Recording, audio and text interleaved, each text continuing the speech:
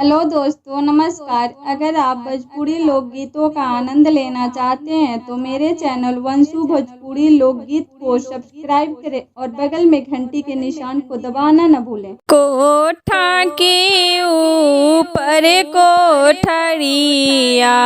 ओ परे बांगाला छावास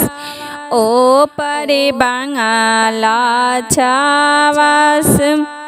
ताही बांगला सुतीले कामना राम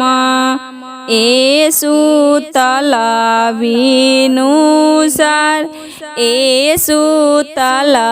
विनुसार पैसी जगव से उनु करे रनिया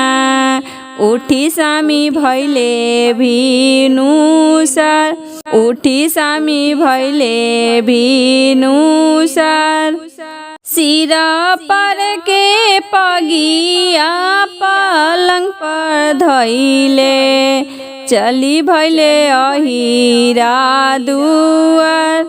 चली भैले अहिरा दुआर जल्दी जल्दी कर अहिरा दुहैया भैले अरघा के बेर भैले अरघा के बेर 3 दिन के भूखल मोरो रनिया ओठवा गईले झुरास ओठवा गईले झुरास पनावा ऐसन रनिया पातर पनावा ऐसन रनिया